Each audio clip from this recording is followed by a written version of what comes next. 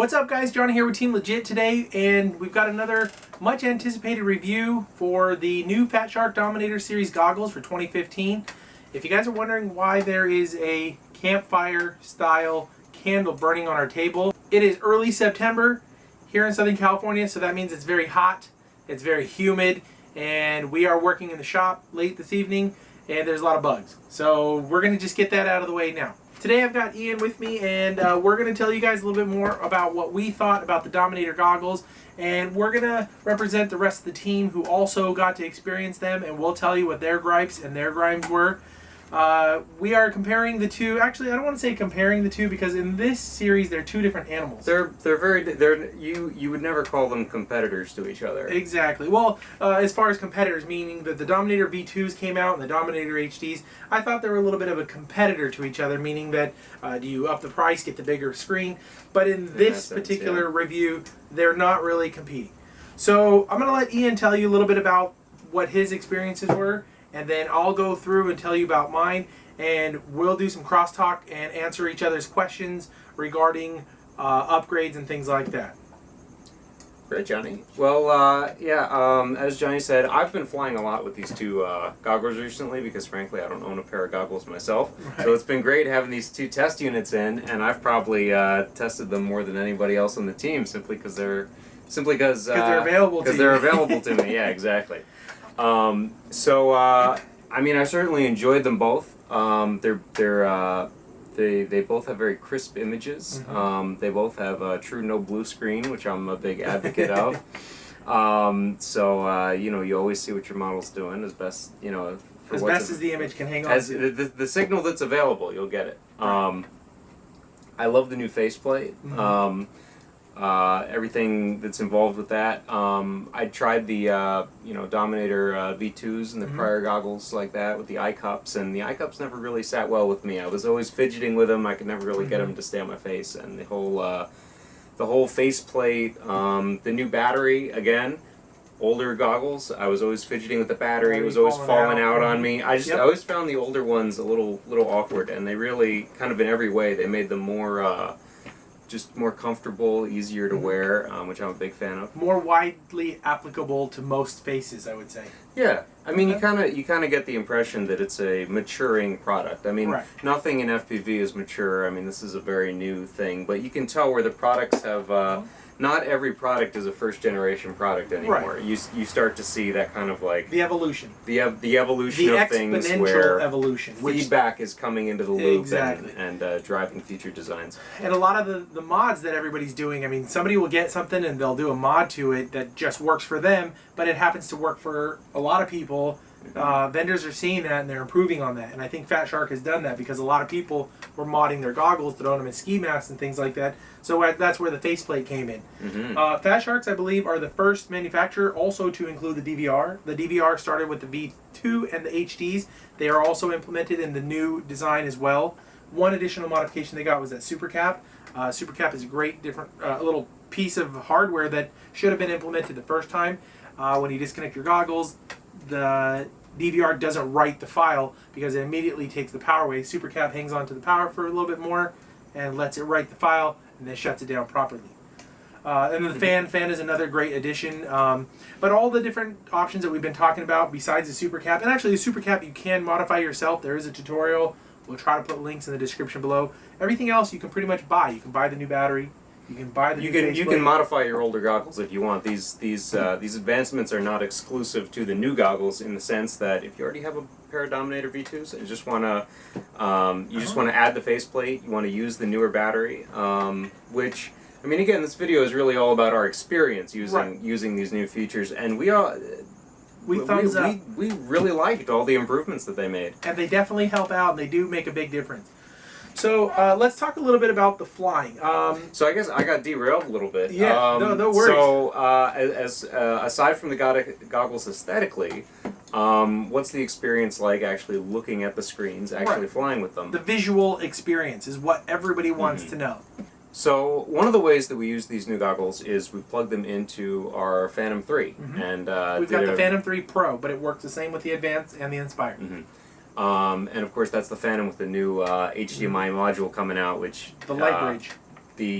light bridge, but the HDMI out of the Correct. radio, which is required if you want Right. to do that. You can't just take regular Phantom 3 and plug these into it. With the Inspire, you can. With the Phantom 3, you have to either have the Inspire radio, which has the HDMI port, or the $100 option, which is a 2-second mod. You Just want to make that clear, yeah. Yeah, so it doesn't work right out of the box with the Phantom 3 unless you have the HDMI mod. However, the goggles do supply you with the cables and everything once you do the mod, and it literally took us about 5 minutes to do the mod and be in the air. So actually flying the Phantom with these, I loved it in general. It was amazing. I actually, what I hadn't realized is that using a tablet, using a digital screen through a USB interface, either a phone or a tablet, it actually introduces latency into the image. Big time. So, or not big time, but noticeable. It's definitely noticeable. So if you use goggles, or any HDMI source, I guess, but these goggles in particular, if you're in the Phantom, if you're looking through the Phantom and you're trying to track a moving object, be it a car, any kind of subject, and certainly other RC planes, wings and things like that, much easier. You know, when you've got the goggles on, you've got that less latency, and then instead of the bright glare of the sun, and you're trying to look at this little image in your hands, it's more immersive. To have the world blocked out, to fly it like we normally fly FPV aircraft is an amazing experience. And you know, I kind of expected it to be a good experience. I thought, well, it'll be a cool experience, but with a Phantom, you're not really flying the Phantom for the experience. You're flying it to get the footage, to get the shot. I actually found it easier to get good footage because you've got that. Because of the lack of the distractions, which going in I didn't think would be a big deal, but practically it ended up being a big deal. Speaking about attaching these to the Phantom, you don't need the tablet. It gives you all the telemetry data tucked away nice and tightly, you know, about the screen. I found that it doesn't give you all the, at least not in the default setup. Right. There were times when I was taking off the goggle to check something, or like certainly before takeoff, some of the more minutiae it doesn't give you. Right, and you don't get to see the map and things like that like you do with the tablet. But once you're in the air, you got your recording time, you've got your battery, you've got all that information. Right? Yeah, exactly. It's not just the video feeds. Right, so you do get a little plethora of telemetry on there. So that was fantastic. That being so that kind of goes for both of these goggles, which will both plug into an HDMI source. They require a 720p signal. So we found that between testing with the Phantom and then testing with a laptop and some other sources, we found that anything able to put out a 720p HDMI signal, the goggles would read. We were unable to get the goggles to go any higher. Read anything different than that. I did try it with a PS3, PlayStation 3, and that might be retro for a lot of you guys. For me, I still run the PS3. It did not work with the PS3, and I think that's because the PS3 was trying to throw the 1080p out there. So I think if we reduce it down to 720p, I think it should work. That being said, we did not get to test out the 3D capabilities, but we do feel that it might be just really awesome to have. We have to find a 3D source before... That's 720p. Yeah. So we'll try to... because the PlayStation does 3D, but it's 1080p. So we'll try to find a 3D source that's 720p and tell you guys maybe in a follow-up video. So those kind of statements apply to both of the goggles. Where they differ is that the HDV2s... This is a big difference. This is a major difference. The HDV2s, they're similar resolution. The actual screens you look at, they're similar resolutions. They're both 800 pixels wide. The HDV2s are permanently in a 4:3 aspect ratio. The Dominator V3s are permanently in a 16:9 ratio. And when I say permanently, I mean that there's no setting in the goggles to either switch to letterbox or zoom or crop or many of the other the settings that televisions typically have. You know, when your source and your screen aren't matching up. So, which is basically to say, if you plug in a widescreen source into the 4:3 Dominator HDV2s, it's going to display that widescreen image stretched to square shape. And well, it's not up and down; it's on the side to side. Well, no, because this is a square image, and the widescreen image is wide. Right. It becomes very becomes very confusing when you try to imagine how things are being. So let's clarify that the HDV2s are the ones that are the square. So what they do to the wider image is they, instead of being a wide natural field with the top and the bottom, it smashes. It stretches it vertically. Yeah, it does. Like, it's hard to explain, but it I feel like it's being wide. It smashes it this way. There's nowhere for it to go. Okay. So it goes up. So it smashes it. And when I say smashes it, it conforms the image to be that square, which is awkward. Your guy who's 250 will look like he's 140. Right. And convert and yeah. And then these are opposites. So the Dominator V3s are a 16:9 ratio, and they'll always display images in 16:9. So when you get an HD, when you get a 720p source like the Phantom, they look great. They look proper in the correct aspect ratio. If you use an analog source, a square, well, not specifically analog, but if you use a square source, a 4x3 source, it's going to be wider. It's going to be stretched out laterally to fill the available screen. Yeah, and we found that they both work great with the analog video. They do have their little gripes, and I think the best way to explain them is it becomes a mismatch. It mismatches the analog video on the Dominator V3 because it's a 4x3 square. So you kind of get this like stretched out feel. When we were bench testing it and you have the goggles on, we would move the plane, we would, on the roll axis, move it side to side. You can see kind of like some weird kind of distortion, similar to, I would say, when you have those widescreen or wide angle GoPros and you're on the horizon and you start to pan down, the horizon kind of has like this weird stretch. Fisheye weird thing. It's not fisheye, but it has like a weird distortion because you're trying to take a square image, but you stretch that, and the stretch part is moving in a lateral motion. So it's kind of, like I said, it's hard to explain. I only experienced that during bench testing. When I was actually flying the plane in a forward motion, I didn't notice it very much. I didn't notice it actually really at all because I was mainly focusing in the mid part. But on the ground, it was there, and I think if flying, I stopped to actually pay attention to that, I could probably pick up on it. However, I didn't during flying. So if you're racing a mini quad and you're flying a fixed-wing airplane, chances are that may or may not annoy you. Now, some people have come into the shop and they've tested it out, and it worked great for them, and they like that actually over the HDs. We found a really wide range of response in team members on Team Legit or guys coming into the shop and just testing them out. Some people tried them, and some people tried the mismatched image and said, "Whoa, I can never fly with this. This is terrible." And some guys said, "What are you talking about?" Right. And we tried to explain it, and they say, "What are you talking about? This looks great." So. Yeah. I think if it's gonna bother you, you probably already understand what we're talking about because it's bothered you in the past in trying to watch movies on the wrong television or something. And if you know it bothers you, then it's gonna bother you. And if you're saying what are we talking about, you're probably gonna think it looks great. And that being said, going the other way with the HDs V2s on an analog screen, wow, just wow. I mean, it was a big honking image. It was clear. It was, perfect on the edges, on the top. There is slight roundness on the top and the bottom, but what that does is it gives you the feel of like those Samsung wraparound TVs. So when you're there, it's a very, very immersive feeling.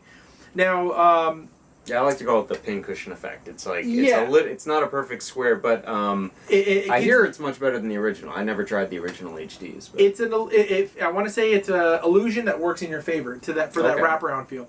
Now, it does have a really wide field of view, and in the past, I have personally said, in certain goggles or certain display devices, you may want to call it, complained about the wide angle view or the super wide, that it was too wide. In this case, it's going to sound biased, but I didn't find them as distracting as the other manufacturers' HD devices. I think other screens are wider. This is not the maximum. It's a nice balance. And also the fact that it's on your face, the goggles, it's right there in front of you. It feels like this rather than down like a corridor and then the image is at the back. I found myself more intuitive and more able to focus on the direct image, while my OSD information, which by the way looked great, was off to the sides. If I needed it, I can kind of glance to the left or the right and see what I needed to see. But you were saying about the other manufacturers? So prior to using these goggles, my kind of everyday pair of FPV goggles were actually the Hobby King Quantum V2s. And I described subjectively, I described the field of view of the HDV2s to be similar to the Quantums. Okay. both the Quantums are a much larger field of view than the Dominator V3s and V2s, which was the Dominator I was used to prior. And every time I would try these coming from the Quantums, I would say, "What's this small image doing? I'm used to a larger thing." He would call it the postage stamp. Yeah, I felt like everything was very small, and so if you happen to have experience with the Quantums, they're kind of similar to that. I did not find them to be overly large, which can definitely be a problem if you want to glance at information on the corner of the screen. You don't want it to be a chore to kind of look over and try to find something. So I would just describe it as a happy medium. The HDV2s, it's definitely when you look straight ahead, you're focusing on the middle of the screen, and if you have an OSD, it's probably in your peripheral vision.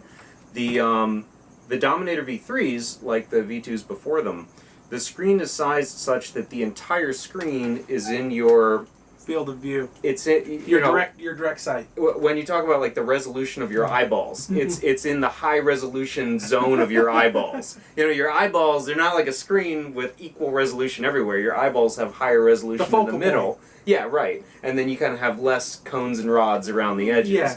And with the V3s and the Dominator V2s before them, the image, the entire image, you don't have to glance around the image. Right. You can take it in all at once. So, kind of for soaking up information, these are great. Which again, for the Phantom, makes them great because everything's in your focal point. Everything's in your focal point, and really, when you're flying the Phantom, the thing you're focused on is shooting great video. If the image blows you away on an emotional level, that's a bonus. But it's not what you went there to do. You went there to do a job, to shoot video. And having the smaller screen, I think, actually aids in shooting video because it lets you absorb everything that's happening through the lens of the camera. So by smaller screen, we're talking about field of view. The field of view, yeah. I mean, with the Dominator V3s, you can definitely see the full image, right to left.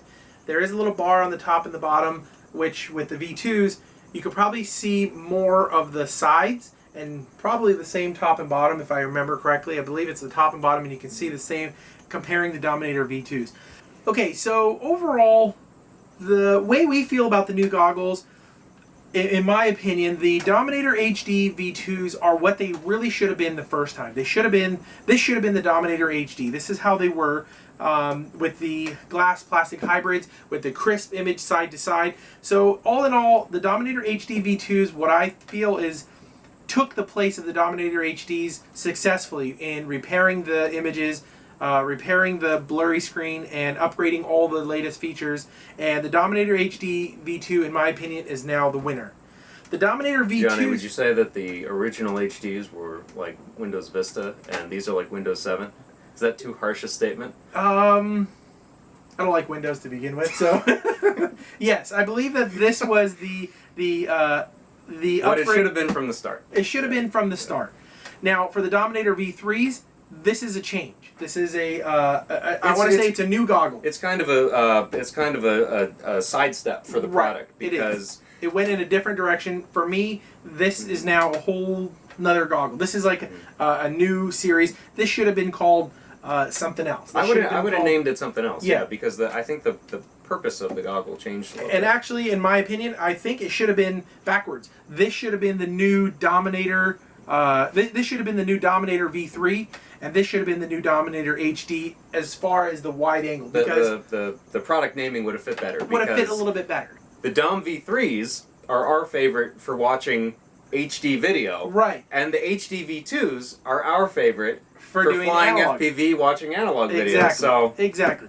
So that's how I feel about these particular products. Now, if you have the Dom V2s, great. You can upgrade them with the features that you have. The Dom V3s are not going to be an upgrade from the V2s. However, if you have the V2s and you're looking for an upgrade, the HDs are your choice. The HDs are going to be the guy you want to go with if you're going to upgrade from the V2s. That being said, if you don't have any goggles now, or you have anything sub a Dominator V2, both of these goggles are a significant upgrade. And the reason I say because the Dom V2s, They were just a great image to begin with. That was a product that was almost right off the bat. They had a run that just wasn't perfect. But either way, the Dominator HDs are your new upgrade from the V2s or the HDs. This is probably going to be the highest upgrade, in my opinion, that you can get. And I did fly with the Zeiss goggles, so I'm going to go ahead and say that these are better than the Zeiss goggles. And I have flown with the head plays. I'm going to say, hands down, these guys are the head play. These guys are the new king on the block, the Dominator HDs. That's my personal opinion. The V3s, if you're running HDMI, awesome. Go with these. If you're going to run Phantom 3s, Phantom Inspires, Lightbridge, Connex, these are awesome. You go with these guys. Ian? So Johnny, which of these are going in your personal bag? Or both. You could be like our friend Bob Kellogg and say, well, I'll just get both. Just get both. I feel like I want to keep both, like you said, because if I do want to fly with the Phantom 3, I'd prefer these guys. Well, I'm going to steal one, so I'm going to leave you with the one I don't take. So which one do you want me to not take? I guess it comes down to, what am I flying with? Am I flying with the Phantom? Yeah. I'm going to go with those. Am I flying with my wing, or am I flying, analog mini quad? I'm going to go with these guys. Mm-hmm. So Ian, what's your opinion? Hypothetically, if money were no object, let's say hypothetically these cost the same, because they don't. Mm-hmm. I like the HDV2s quite a bit more. Would you save up and buy the HDV2s? I might. It's about $200. About a $200 additional. Mm-hmm. Maybe, because I love the added field of view. Most of the flying I do is analog, square, 4x3 video. I do some long range stuff. I do some tight proximity stuff, and really, the HD V2s are great for that. And if I ever want to plug them into the Phantom, they work. They're not as good as these, but they work. They're there. So, all right. So collectively, as a team, what are our thoughts? I think we're a fan of both of the goggles. We really like the just kind of across the board. Kind of, as I said before, the small improvements that are, I don't. Neither of these products are groundbreaking. They're not. They're not new in the sense that something new they're that they're nothing we've never seen before. Right. But it's the cohesion of the whole. It's the besides the 16x. It's a little bit different, but I think these are more evolutionary products than revolutionary. Mm-hmm. They're but in the end, that makes actually using them every day much better. You don't, the revolutionary product isn't always what you want to live with every day and just have a good experience with. And these really are. So we're a fan. They're not perfect, but they're one of the best things out there right now. So ultimately, if you want to get a pair of goggles, you need to figure out what type of flying you want to do, because the Dominator series now addresses two different things. Before it was you can kind of use one for the other and whatnot. But now they address two different things. So, do you want to fly HDMI 16:9 format? Go with the V3s. Can you fly analog through them? Absolutely. Will they work good? Of course. Do you want to fly big widescreen? Do you want to have that immersive feel, the larger image? Go with the HDV2s. If you're budget minded and you want to spend the coin, you don't want to add the extra $200 for the difference in goggles, the V3s are going to please you just fine. Ultimately, if you get these goggles, or before you purchase these goggles, my biggest suggestion for you guys would be find somebody that's got them, try them out. These are fairly fresh. If you're on the fence about buying them, don't worry about losing money on these things, because they hold their value pretty well. They do. If you buy one and you decide you don't like it, I'm sure there's somebody else. You can find somebody out there who will happily take them off your hands for nearly what you paid for them. And this community, I mean, we're a lot of people out there. They want to help one another, and one guy wants the other thing more than the other. That having been said, it is either one of these goggles is a lot of coin. Either one is certainly worth more than any plane I have. So. In the shop here, just in the past couple days since we've gotten them, everybody loves coming over and just trying them themselves. And what I've seen on a daily basis is that I've yet to have someone come in here, try both of these on, and go, oh, they're both exactly what I expected them to be. Yeah. Seeing is believing, or not believing, as the case may be. But experiencing them is your best bet. Experiencing them is your best bet. I mean, once you try them on, you'll either fall in love with the ones you like or you won't. They may work for you or they may not. A couple final notes. I do want to mention that both of these goggles were purchased from FatShark directly. We did not get these for free. We did not get these as a sample for this review. We wanted to make sure that our opinions are not bought and our opinions are not given to us by manufacturers. We don't want you guys to think that we just get these things for free and we hype them up and we tell people that they're great when they're not. So these are our true and honest opinions. And lastly, to throw a little wrench in the whole Dominator saga, we've got these guys. These are the new Attitude V3s. So if you guys want to know a little bit more information about these, and I think these kind of fit right in the middle of these two, and we'll talk more about that. If you want to check out the review and the unboxing of this guy, just click on it right here in the middle of your screen, and that'll take you over to that video. If the if the 16:9 of the Dom V3s is making you sad, click over there. Yeah, this guy right here. So I want to thank you guys for watching. I want to thank you guys for being patient while we got this review up. I know a lot of guys in the forums were saying, hurry up, hurry up. And it's nice to be loved. It is, absolutely. And I want to thank you guys for your support. We've hit over, I think, 6,500 subscribers, so really cool there. Thank you guys for the love. If you guys like seeing these videos and these exclusives, don't forget to click the like button and subscribe so you don't miss out on any of the cool new products that are coming out.